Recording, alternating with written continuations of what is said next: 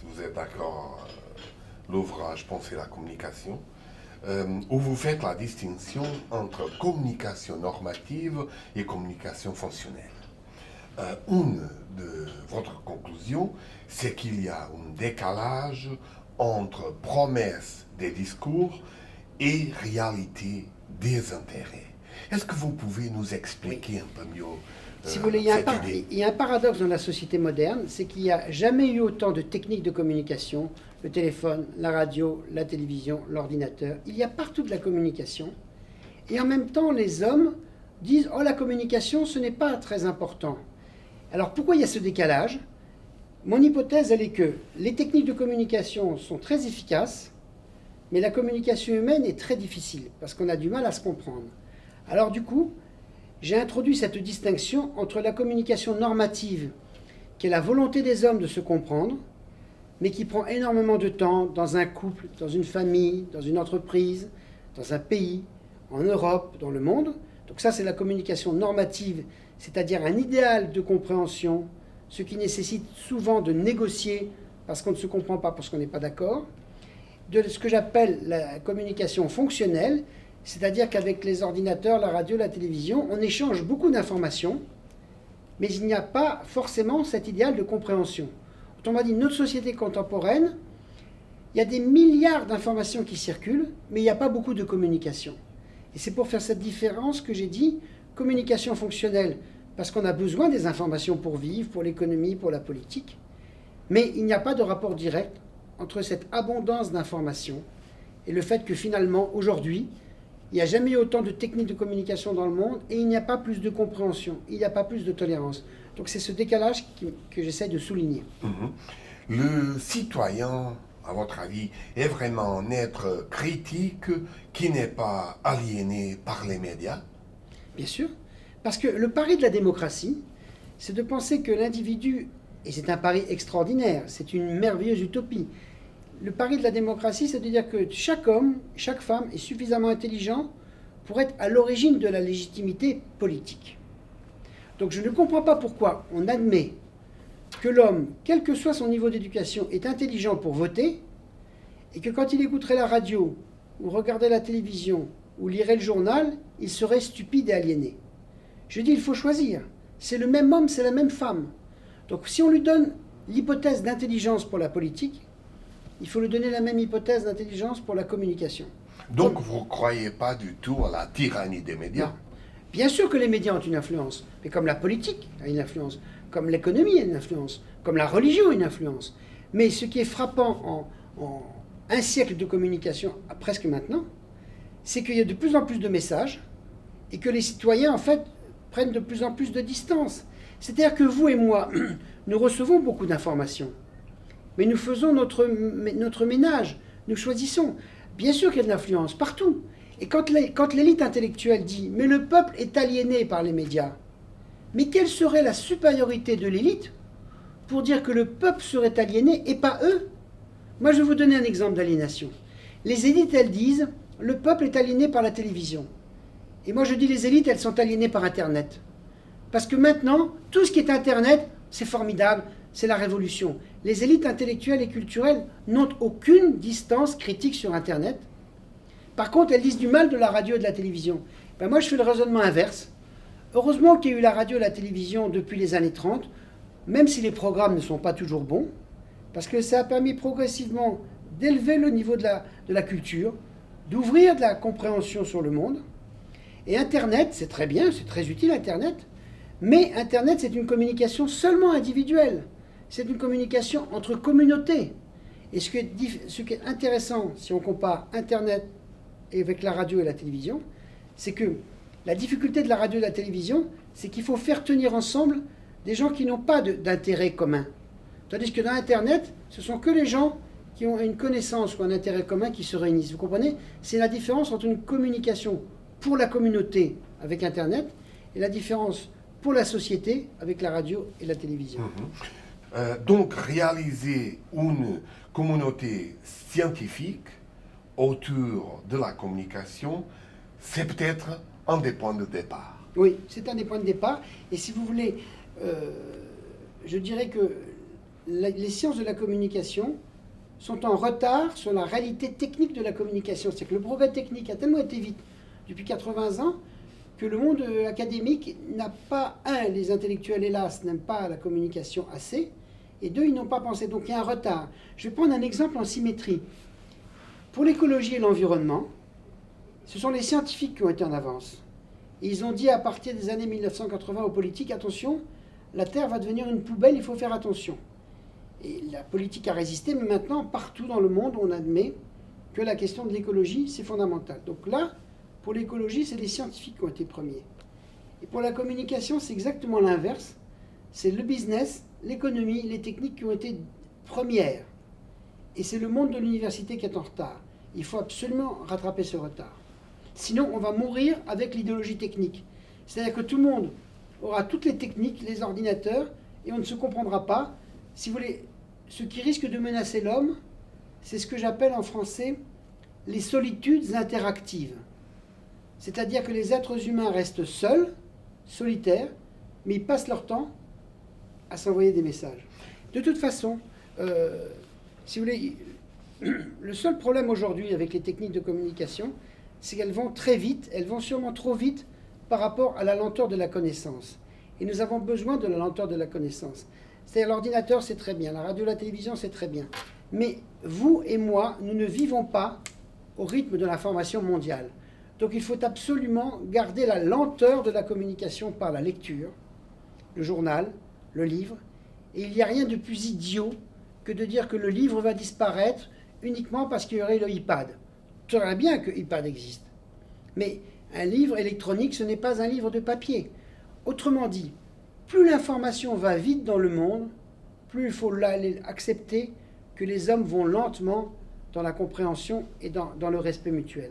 Et c'est cette opposition, si vous voulez, qui m'intéresse aujourd'hui, entre la vitesse de l'information et la lenteur de la communication. Donc vous croyez que la communication est un secteur où les divers intérêts des acteurs les poussent à ne pas vouloir d'un savoir scientifique? C'est-à-dire que vous avez deux choses dans la communication. C'est pour ça que c'est un sujet immense. Vous avez dans la communication à la fois la volonté de compréhension, d'échange, de partage, et puis vous avez, comme tout le monde, toujours, on veut aussi dans la communication séduire, convaincre, un peu mentir.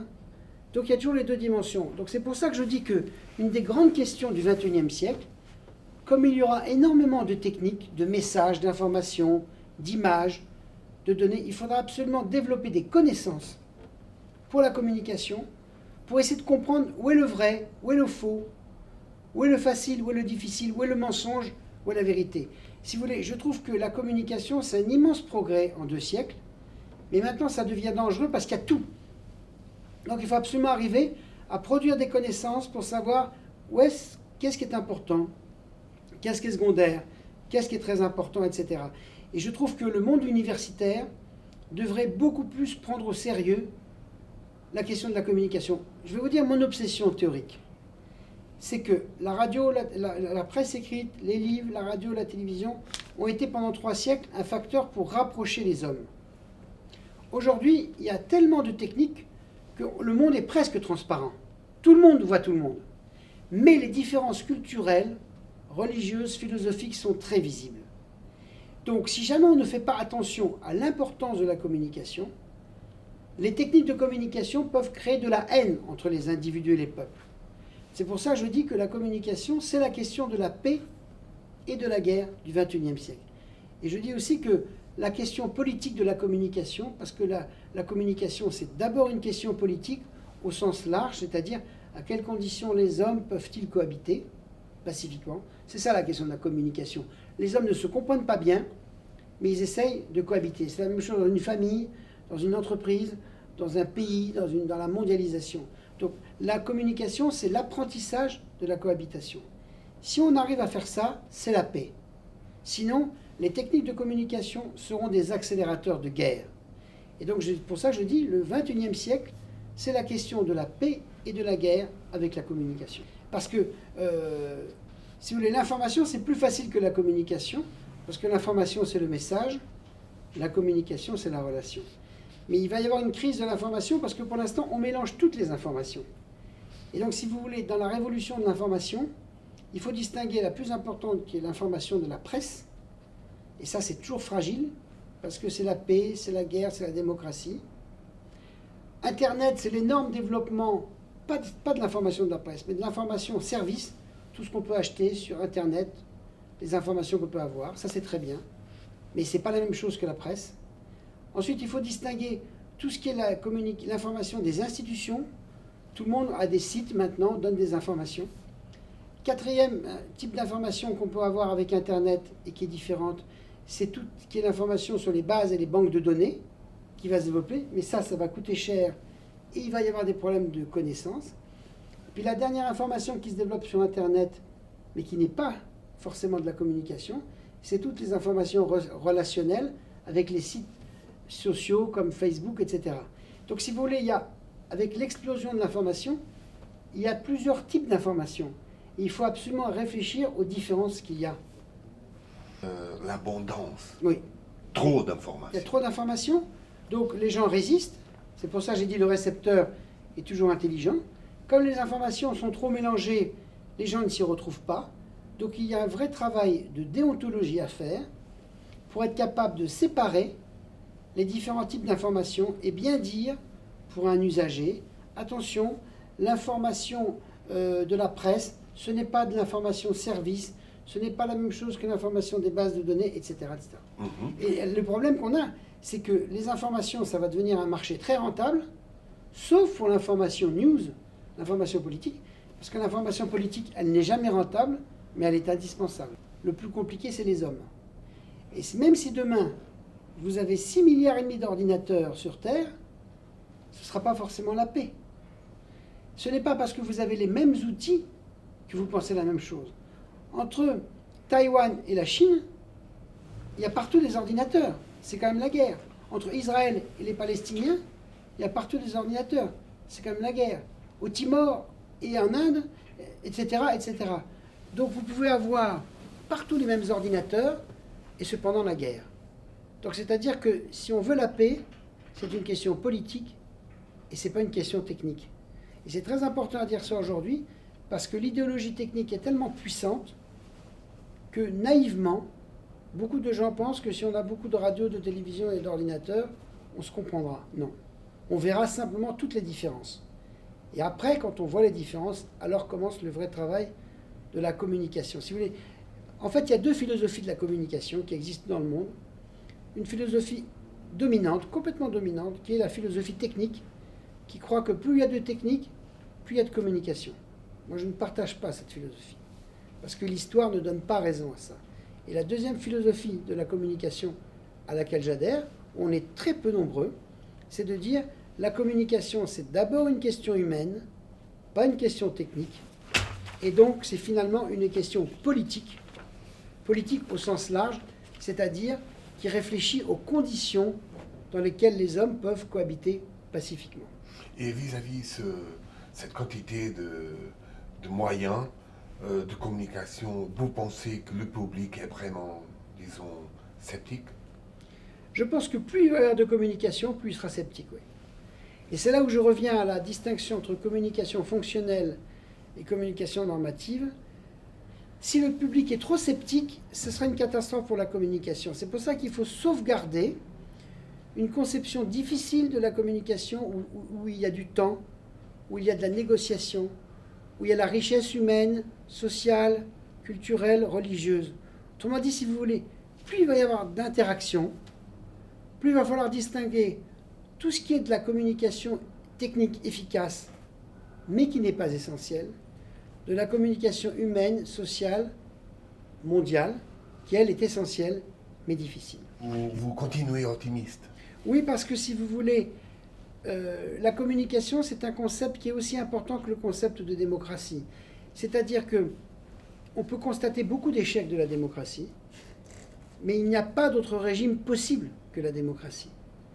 Et la communication, c'est exactement la même chose. Il peut y avoir beaucoup d'échecs de la communication, mais si jamais on ne sauve pas le modèle de la communication, alors il n'y a pas de relation possible entre les peuples et les cultures. Donc dans un monde tout petit, qui est complètement saturé par les techniques, on ne peut plus échapper à la communication, on ne peut pas en sortir. Donc c'est pour ça que j'essaie de construire une théorie de la communication qui dit ce n'est peut-être pas parfait, c'est comme la démocratie, mais il n'y a pas d'autre système.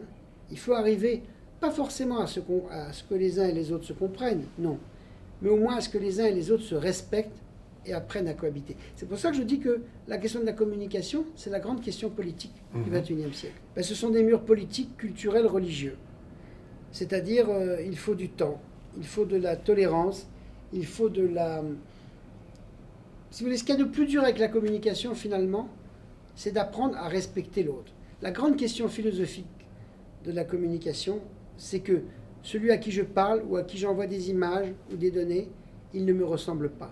Dans la communication, on rêve toujours que l'autre vous ressemble, et l'autre ne vous ressemble jamais. Donc, d'une certaine manière, la communication, c'est l'apprentissage de l'altérité. Et c'est dans ça que c'est un défi avant tout humaniste et politique. Si, pendant des siècles, l'information, c'était synonyme de la communication, parce qu'il n'y avait pas beaucoup de messages et pas beaucoup de récepteurs. Là où il y a la rupture, c'est qu'aujourd'hui, il y a tellement de messages que la résistance des récepteurs empêche la communication. Donc ce que je dis simplement par cette formule, c'est plus facile l'information parce que c'est le message, c'est toujours plus difficile la communication parce que c'est la relation. Et quand il y a une relation, c'est toujours une négociation. Donc je dis, la révolution de l'information, c'est le XXe siècle, et c'est fondamental. La question du XXIe siècle, c'est la question de la communication, c'est-à-dire des conditions de négociation entre les individus, ou entre les communautés, ou entre les sociétés. La question de la communication, c'est la grande question qui va venir après la question de l'environnement. Là, on va traiter politiquement la question de l'environnement, c'est-à-dire respecter à peu près la nature.